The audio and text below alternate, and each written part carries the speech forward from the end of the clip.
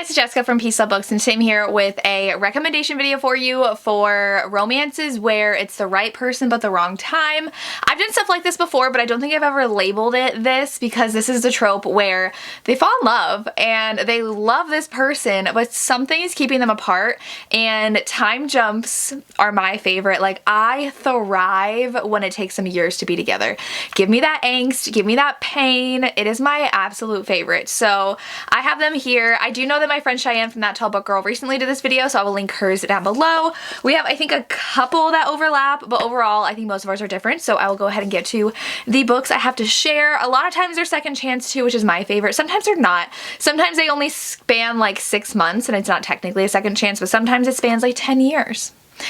I love it. So the first one I have is Dotted Lines by Devney Perry. This is book 5 in the Runaway Road series, and in this one, this series is about a group of teenagers who grew up in a junkyard together because of the various bad things that were happening in their home lives, and then when they turn 18, they leave. And while this one is about Clara and her sister, I don't remember her sister's name, Aria, I think. They were twins, and they were the last two in the junkyard. They were the youngest. Carson is the hero, and he actually waited around in the junkyard until they turned 18 because he was already 19 when it happened, but he wanted to make sure they were safe, so he stayed until they were 18, and they were going to go to Vegas, and then Carson was going to go his own way.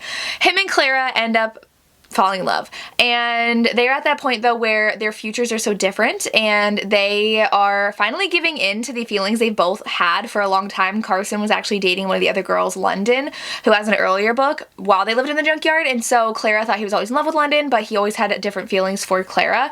Not like there's like cheating or anything, but like they have a deep connection, and so they finally get together, but it's right when Clara and Aria are going to turn 18 and they're going to go to Vegas. And so this is in the future now, where Clara is a single mom, and she is bringing the Cadillac that Carson actually lived in the junkyard that's been making its way across the country throughout each book, and she is returning it to him, and it's their reconnecting. It's very angsty. It's very just like emotional. Like, out of all of them, this one's definitely the most emotional. There's that really deep connection between them, like no time had passed at all. It's been like 10 years since they had seen each other, and they both have such different lives, but could they work together now? And it was necessary. Like, the thing I love about these kinds of books, it's necessary for them to be apart.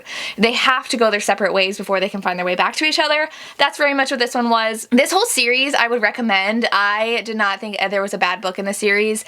Obviously I enjoyed some more than others, but overall it's a very solid, fun series with all different tropes. This one is my favorite in the series, and it wraps the series up so well, so I would recommend reading them in order. You don't have to, but I think you get the most out of it, but I love this one. Then one I recently finished is Bittersweet Memories by Katerina Mora. This is Amnesia, which is my favorite. I do want to point out, if you notice my tongue is red, I had Skittles. We're gonna ignore that. So this one is an amnesia romance where the hero and heroine, it spans a long time. So they meet when both of their parents have passed away for different reasons, and she's too young. She is like 16 and he is like early 20s, like 20, 21. And they see each other and they obviously have a connection, but there's another one in here where they like have a deep connection, but like one of them is too young and they're like, no, we're not gonna cross that line. And so that happens with her, and then her dad ends up dying. And when she is 18, like, she's super wealthy, her dad has a really successful company, and then her dad dies. Now she's left with literally nothing. She is homeless. She's actually been living in a homeless shelter that she volunteers at. Her dad used to live there and now has her volunteer there, and the hero, Silas, he lives there. He used to be very wealthy too, but when his dad died, his stepmom got everything, cut him off, so he lives in the homeless shelter. Now that she's 18, she is living at the homeless shelter as well, and they end up forming a relationship now in their lives. They've been around each other for a couple years. She's volunteered there. He's been protective of her, but nothing ever happens until she's 18.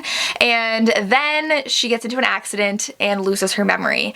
And flash forward, I think like 4 years, Silas has this hugely successful security company, and they're kind of like the CIA, but like independent. And he has been using this company to try to find her because he doesn't know where she is. Like, she just fell off the face of the earth. He doesn't even know she had amnesia, and she shows up applying for a job at his company, and so he can't tell her her past because it could ruin her memories and replace them with false memories and all this stuff, so he doesn't want her to know.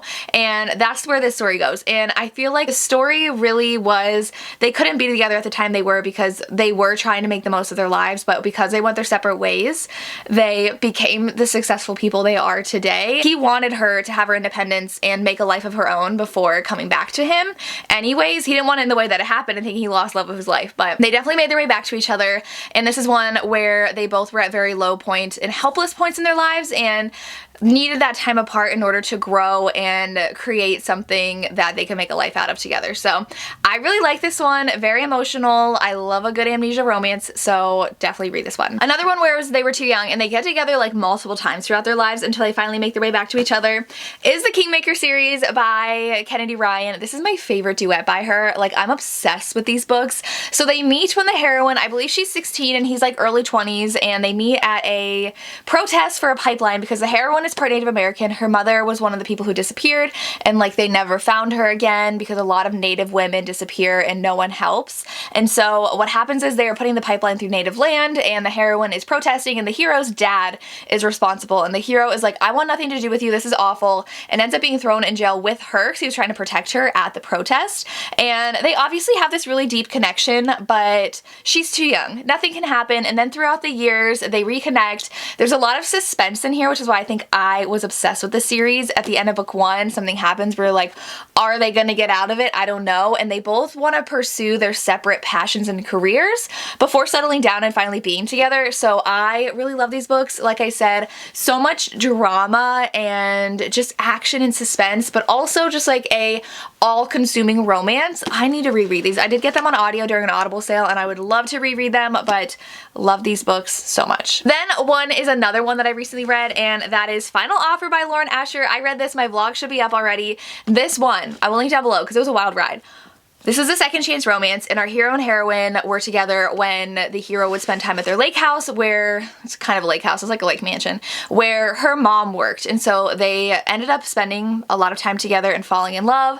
And then the hero, though, is dealing with substance abuse. I think that's really important to know going in here because that is a huge part of the hero's journey, and he really needs to work on himself before they can get together. Even now, in the present day, I don't remember how many years have passed. It's like 6, I think. Years have passed, 6 or 7, and he is back, and he has never forgotten her. He's been pining after her a lot, but he also has gone through a lot of ups and downs with his substance abuse, and he is back because of this series. This is book 3. This series is all about their grandfather dying and leaving in the will stipulations for the 3 grandsons to follow in order to get their shares of like basically Disneyland. They call it Dreamland. And so we already had the other 2 brothers, and now we have this brothers. This one's my favorite. Oh my gosh, like absolute 5 stars. He needs to go back to the lake house, the summer house, and do something with it. And she's living there. And they reconnect, but his substance abuse is still something he has not resolved yet. So that's something that he has to continuously try to come to terms with and finally fix himself. And so it's just very, very emotional, and the heroine does not want to fall in love with him again because of how much pain she went through last time and wanting the best for him. And it's so good. It's so good. There's a secret trope in here that I died over. I loved it, and this book was so good. That's all I can say. This book was so, so good, and I loved the text messages between the family because we see him texting like his brothers and their spouses, and it's just so good. I would recommend reading the series in order, but I think you can read it as a standalone. I think you'd get the gist of it fine, but read all of them to get the story, but this one by far my favorite. Then I have King of the Court by R.S. Gray. This one was like a lot smaller of a time gap. So the hero and heroine meet when he is training for the Olympics. He's a basketball player in this small town. She works at the diner. She is putting all of her money towards the care, I think, of her grandmother actually. So she's putting all of this money to the care of her grandmother who has dementia, and she was in school. She was super smart. She was super successful, but she quit everything to take care of her grandmother because her grandmother took care of her. And they end up falling in love. So they fall hard and fast for each other, but something happens and they cannot be together anymore. So they have to go their separate ways. And now I want to say it's a few months later. I don't think it's a whole year. Maybe it might be a year. I don't remember, but some time passes and now they reconnect. I don't want to spoil anything more about that, but it does take them a little bit to get together because when they are together, they cannot be together. So I really, really love this one because of how hard and fast they fell. And they're like, we can't make this work. Like, obviously we're going to go our separate ways. We're from 2 different tracks of life.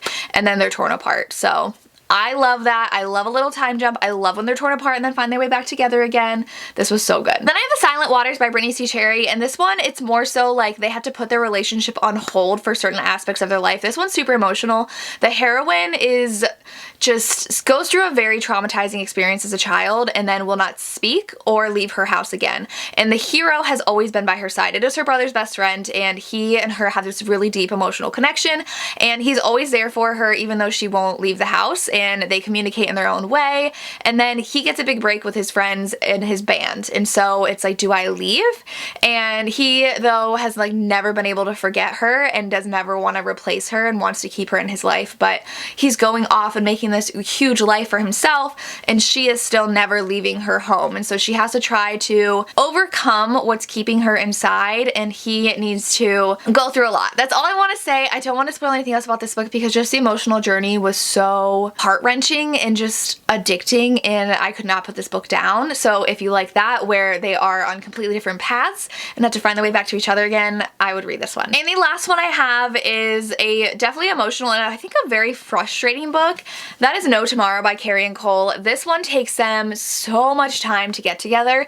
They meet because the hero's homeless. I don't remember how old she is when they meet, but she's working an office job and she meets him when she is like, I think, taking her lunch breaks, and they start talking and then they start falling in love. And then we see him come in and out of her life and her get her heart broken over and over and over again because of where he is in his life and what he can emotionally give her and what he can't. And so this book, it's so frustrating a lot of the times because she keeps on taking him back and she's the one that's hurting the most. But this does have an HEA. They do find their way back together again, but it is emotionally raw and draining to read this book. So if you like those kind of books that really just put your heart through the ringer, I think you would enjoy this one. Like I said, I was really frustrated with a lot, but it's a chunky book because so much happens in here.